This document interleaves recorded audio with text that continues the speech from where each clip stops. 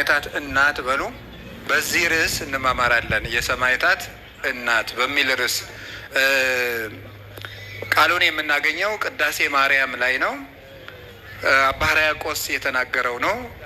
ከቤተ ክርስቲያን ሊቃውንት አንዱ ነው። በእርግጥም ሊቅ ነው። ምስጢረ ሥላሴን አንድ ሊቅ ብለን የምንጠራው የመጀመሪያው የሃይማኖቱ ቅድስና ነው። ቅዱስ ሃይማኖት ያለውና ጠንቅቆ የተማረ ያስተማረ የደረሰ ከሆነ ሊቅ ይባላል። በእርግጥም እንደ አባ ሕርያቆስ ምስጢረ ሥላሴን አብዝቶ የገለጠ ሊቅ የለም በሚያስብል ደረጃ አምስጥሮ አስፍቶ ያስተማረን አባት ነው። ሁለተኛ አንድ ሊቅ ብለን የምንጠራው የሕይወቱ ቅድስና ነው።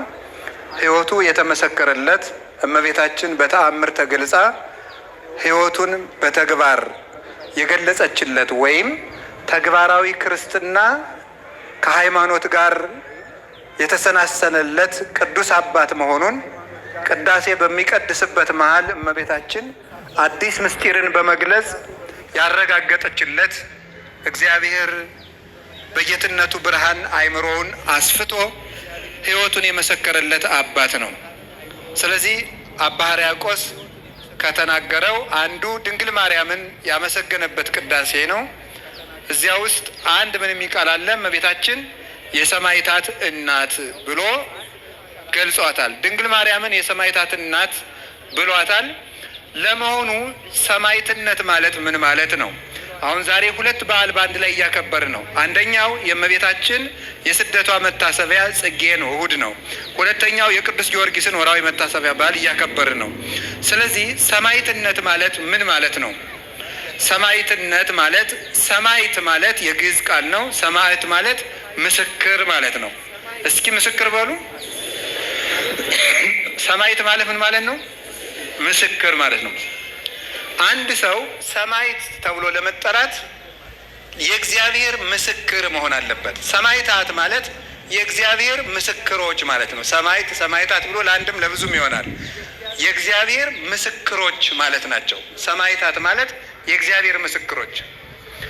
ሰው ስለ እግዚአብሔር በብዙ መንገድ ምስክር ይሆናል። ልብ ብላችሁ ስሙ። በብዙ መንገድ መላእክት የእግዚአብሔር ምስክሮቹ ናቸው። በንጽህና በቅድስና እግዚአብሔርን ይመስሉታል። አቤል ለምሳሌ እግዚአብሔር ምስክር ነው።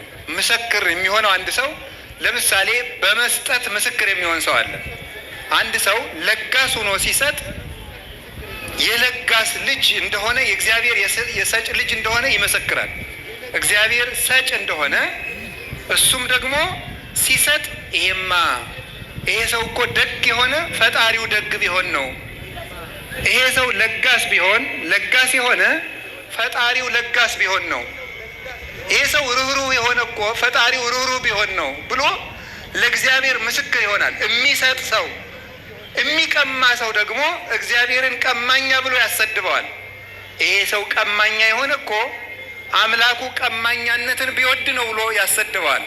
ወበእንቲአክሙ ይጸርፉ አሕዛብ ላይ ለስመ እግዚአብሔር ብሎ እንደተናገረ ሮሜ ምዕራፍ 2 ላይ ቅዱስ ጳውሎስ በእናንተ ምክንያት አሕዛብ የእግዚአብሔርን ስም ይሳደባሉ ይላል። ሰው ሲቀማ አምላካቸው ቅሚያ ይወዳል እንዴ ብለው ሰዎች ፈጣሪያችን እንዲሰድቡት እናደርጋለን። ስንሰጥ ደግሞ እግዚአብሔር ለጋስ ነው እንላለን። እውነት የሚፈርዱ ሰዎች እግዚአብሔር ቅን ዳኛ መሆኑን ይመሰክሩለታል። ለምሳሌ ታውቃላችሁ፣ ዳንኤል ማለት እግዚአብሔር ዳኛ ነው ማለት ነው። አንዲት ሴት በሐሰት ተከሳ የሀገሩ ሰው በሙሉ ተሰብስቦ በድንጋይ ሊወግራት ሲሄድ 3 የሐሰት ምስክሮች ተነስተው እንዲህ ስታደርግ አግኝተናታል ብለው ሕዝቡ በሙሉ በድንጋይ ሊወግራት ወደ መወገሪያው ቦታ እጅግሯን አስረው ይዘው ሲሄዱ ዳንኤል ምን አለ? አይ እኔ ከዚች ሴት ደም ንጹሕ ነኝ አለ። ለምን ሲባል መጀመሪያ መጠየቅ አለብኝ። ምስክሮቹን 3ቱን አንተ ይቺ ሴት ኃጢአት ስትሰራ ያያት ምን ላይ ነው አለው። አንደኛው ከሾላ ዛፍ ስር አለ፣ አንደኛው ከሌላ ዛፍ ስር አለ። ለያይቶ ጠየቃቸውና የተለያየ ቃል በመናገራቸው እነሆ ሐሰት ተናግሯቸዋልና እግዚአብሔር ይቀስፋቸዋል አለ። እነዚያን የሐሰት ምስክሮች መልአክ መጥቶ ሰነጠቃቸው። ዳንኤል ለዚያች ሀገር ለፈረደባት አንዲት ሴት በመቆም እውነትም የእግዚአብሔርን ዳኝነት፣ ፈታሂነት፣ ፈራጅነት ገለጸ። እውነት የሚፈርዱ ሰዎች የእግዚአብሔርን ቅን ፈራጅነት ይመሰክራሉ። ንጹህ ሰዎች የእግዚአብሔርን ንጽህና ይመሰክራሉ። እነዚህ ሰዎች እኮ ንጹህ የሆኑ ፈጣሪያቸው ንጹህ ቢሆን ነው። እግዚአብሔር ንጽህና ስለሚወድ ነው። ርኅራኄ የሚያደርጉ ሰዎች ይህን ይመሰክራሉ። ቅን ሰዎች እግዚአብሔር ቅን እንደሆነ ይመሰክራሉ።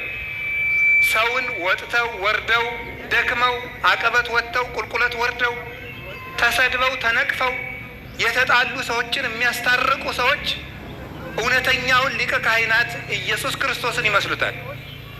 ኅሩይ ማእከለ እግዚአብሔር ወሰብ ብሎ ሆኖ መለኮት ዘአቡሁ ወትስብእት ዘዚአነ ይላል ቅዱስ ዮሐንስ አፈወርቅ። መለኮት የአባቱ ገንዘብ ነው፣ ስጋ ደግሞ የእኛ ገንዘብ ነው። እንደ አባቱ ጌትነት አለው፣ እንደኛ ሰውነት አለው።